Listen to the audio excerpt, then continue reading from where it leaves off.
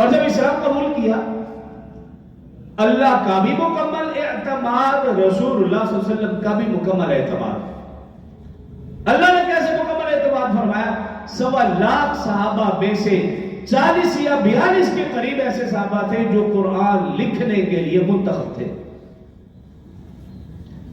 آپ فرشتوں میں دیکھیے، حضرت جبرائیل کے علاوہ دیگر فرشتے بھی تو ہیں، لیکن اگر قرآن لایا تو صرف جبرائیل لایا، اس کے علاوہ اور کوئی فرشتہ قرآن نہیں لایا۔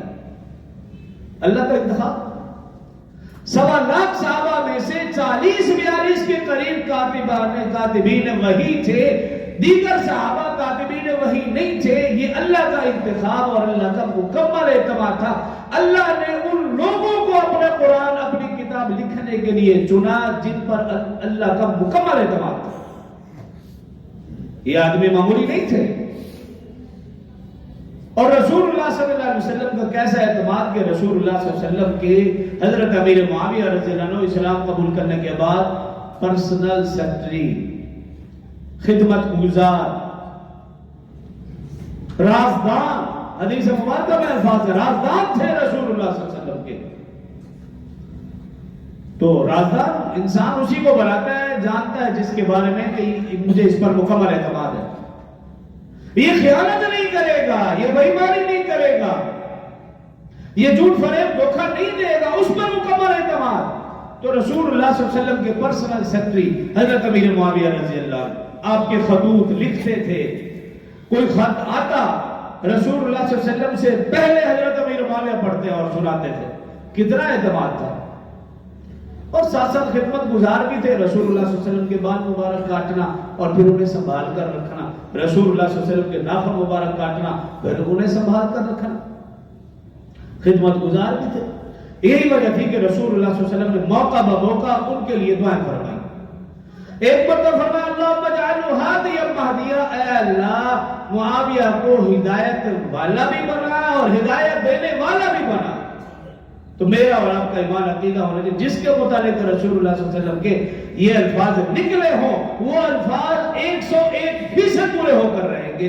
لہذا حضرت امیر معاویہ رضی اللہ عنہ خود بھی ہدایت یافتہ تھے اور وہ لوگوں کے لیے بھی ہدایت کا ذریعہ تھے۔ اور پھر ایک موقع پر تو اللہم علمہ الکتاب والحساب وقہ العذاب، اے اللہ معاویہ کو قرآن کتاب کا علم دے، والحساب میراث کا علم دے، وقہ العذاب اور معاویہ کو عذاب قبر سے محفوظ فرما۔ تو رسول اللہ صلی اللہ علیہ وسلم کے فرمان پر ہمیں مکمل یقین اور اعتماد ہے۔ ایک موقع پر حضرت امیر معاویہ رضی اللہ عنہ رسول اللہ صلی اللہ علیہ وسلم کے لیے وضو کے لیے پانی لائے اور وضو کروائے۔ رسول اللہ صلی اللہ علیہ وسلم نے ارشاد فرمایا اے معاویہ اللہ تجھے ملکوں کی بادشاہت عطا فرمائے گا۔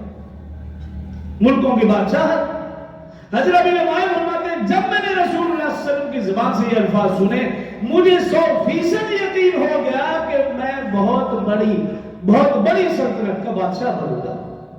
کیوں؟ رسول اللہ صلی اللہ علیہ وسلم کی زبان سے جو نکل جائے تو وہ پھر اس میں تو تھوڑا سا بھی امکان نہیں نا کہ وہ پوری نہ ہو بات۔ اور ایک مرتبہ فرمایا رسول حضرت انس بن مالک رضی اللہ عنہ راوی ہیں، فرمایا لا تذکروا معاویہ الا بخیر، لا تذکروا معاویہ الا بخیر۔ فرمایا رسول اللہ صلی اللہ علیہ وسلم نے معاویہ کا جب بھی تذکرہ کرو خیر کے ساتھ تذکرہ کرو۔ یہ چند احادیث میں نے آپ کے سامنے رکھی، بے شمار ایسی احادیث ہیں